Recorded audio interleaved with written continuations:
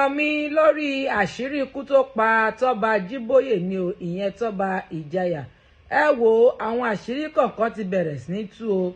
Bákan náà láàrin wàhálà tó wà láàrin Sunday Igboho àti Gani Adams. Ẹ wo ẹ̀yin èèyàn mi, ẹ súnmọ́ bí ẹ jẹ́ kí n tú pẹ́rẹpẹ́rẹ ọ̀rọ̀ fún yín lówùrọ̀ yìí. Mo kí yín káàbọ̀ sórí ìkànnì DIGINAIJA TV níbi tí a ti máa mú ìròyìn wá bá yín ní kọ́mọkọ́mọ ní wàrà ṣẹṣà.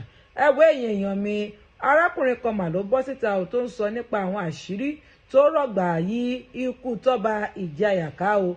Ó ní Toba Ijaya ò ṣẹran rírọ̀ wípé ajégunjẹran ni ẹni tó jẹ́ wípé òun náà gbóná fúnra rẹ̀, àmọ́ bó tilẹ̀ wù kó rí nǹkan tó lè mú kí ó dídí ọta ìbọn kó pa Toba Ijaya àjẹ́ wípé ọlọ́jọ́ ló dé o, wípé kì í ṣe wípé ìbọn kan ṣoṣo tí wọ́n yìn báyìí òun ló pa, wípé àmọ́ àsìkò rẹ̀ ti tó ni, wípé kẹ má dẹ̀rọ̀ wípé ikú rẹ̀ ó ní í ṣe pẹ̀lú àwọn Nurtw.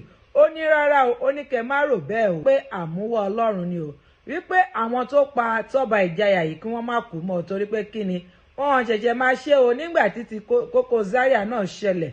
Ó ní tí ò bá ṣe wípé orí tí ó kó yọ wípé òun náà bá ti di ẹni ìgbàgbé, àmọ́ bó tilẹ̀ wù kó rí àsìkò Toba Ijaya òun ló tó o, ló fi dàbí wípé ìbọn kan ṣoṣo tí wọ́n yìn báyìí òun ló pa o, wípé àmọ́ ẹ̀yin èèyàn ẹ dẹ́kun ìwà bàjẹ́ o, wípé àti máa para èèyàn dé ipò gíga wípé kò máa lọ́gbọ́n nínú rárá, wípé báwo la ṣe máa para wa torí pé a fẹ́ dé ipò kan àbí a fẹ́ dé ibi gíga kan, wípé ká dẹ́kun ìwà ìpànìyàn láàrin ara wa o, kí a jẹ́ kẹ̀mí ara wa gùn, tí ì bá ṣe pé ikú Ọlọ́run tó mú ènìyàn lọ, wípé kí ló dé tá à ń fi ọwọ́ ara wa pa ara wa, kí ló dé tí à ń fi ọwọ́ ara wa gba ẹ̀mí àwọn ènìyàn, wípé ká dẹ́kun ìwà yìí ò torí pé kí ni ìwà yìí burú jáì.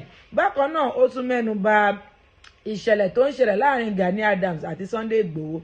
Ó ní tẹ́lẹ̀tẹ́lẹ̀ rí Fáṣẹ̀hùn lẹni tó dá OPC sílẹ̀, ìyẹn Oòduà People's Congress, àmọ́ ní báyìí tó di wípé Gani Adams dé, ó wá di wípé wọ́n gba ti Fáṣẹ̀hùn sẹ́yìn, pé àmọ́ kò rí bẹ́ẹ̀, wípé àwọn tí ó kọ́kọ́ dá OPC sílẹ̀ ìyẹn ẹgbẹ́ Fáṣẹ̀hùn, wípé ó sì wà ẹni tó ń tukọ̀, bó tilẹ̀ jẹ́ wípé Fáṣẹ̀hùn ti kú, àmọ́ ẹni tó yìí ń tukọ̀ OPC èyí tí Fáṣẹ̀hùn dá sílẹ̀ yìí pé ó sì wà o, wípé àmọ́ òun kí Sunday Igboho fún iṣẹ́ takuntakun tí wọ́n ṣe. Ẹ wo ẹ̀yin èèyàn mi, ẹ jẹ́ ń gbé fọ́nrán náà sókè kí ẹ gbọ́ níbi tí arákùnrin ti ń sọ nípa ikú tó pa Toba Ijaya àti àwọn ìmọ̀ràn tó ń gba àwọn ènìyàn.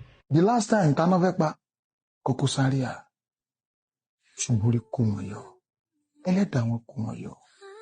People can proud pa wọn pa orí kò ń ṣẹran rírọ̀, kò ń ṣẹran kékeré, kò ń sẹ́ni tí wọ́n lè kìgìrì lójú oorun á sọ pé pupa. Báwa kan ṣe ń banújẹ́ lénìí pé kọ́mílẹ̀ Toba ti kú, bẹ́ẹ̀ làwọn tó ṣe yẹn jubilate pé they are succeed. Ẹ succeed o. Gbogbo àwọn tó ń àtàṣe orúkọ nǹkan tó ṣẹlẹ̀ mọ́ National Union rọ́rọ̀ sọ ọ̀rọ̀ National Union kan nìkan tó ń ṣẹlẹ̀. Ikú kọ́mílẹ̀ Toba ó shock everybody wa. The last time tá lọ sí state ọlọ́dọ̀ kan tá bá lọ, tó bá jẹ́ pé wọ́n sọ fún kejì mi pé ẹni ń tá bá lọ yìí ó yẹ kó lówó agbára fún wa, àwọn aláìpò lé ó kàn sọ fún wa pé àwọn mílíkẹ́ ṣe nǹkan fún mi ẹ̀ ṣe wálé ọ̀gá má bì á dẹ̀ play along. Ṣàdédé wọn kàn pè mí pé ṣé mo gbọ́ nǹkan báyìí mo ní láyé pé lè ṣẹlẹ̀, because a mọ̀ pé ní kọ́ta mi ní ìbọn kan ṣẹ̀ṣẹ̀ yìí sí kọ́ nìyẹn ká tó wá sọ pé just only one bullet tó rẹ̀ pa aláyé. Ṣùgbọ́n ìbéèrè mi. Ẹ̀yin èèyàn mi, ẹ̀rí pó lágbára báyìí, ó ga o.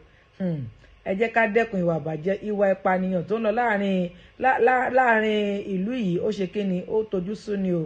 Ká máa para wa torí pé kí ni a fẹ́ dé ipò kan, ó ní agbára púpọ̀ púpọ̀. Kí wá ní èròǹgbà yín lórí gbogbo ọ̀rọ̀ yìí, lórí gbogbo ọ̀rọ̀ tó sọ nípa Toba Ijaya àti ohun tó ń ṣẹlẹ̀ láàrin Sunday Igboho àti Gani Adams? Ẹ jẹ́ mọ̀ èròǹgbà yín lórí ọ̀rọ̀ yìí. A wà nírìn jù báyìí lọ ní abala bíbá ẹ lówùrọ̀ yìí. Ẹ má gbàgbọ́ láti tẹ follow button, kẹ́ bá mi pín fọ́nrán, kẹ́ dẹ̀ bá mi like.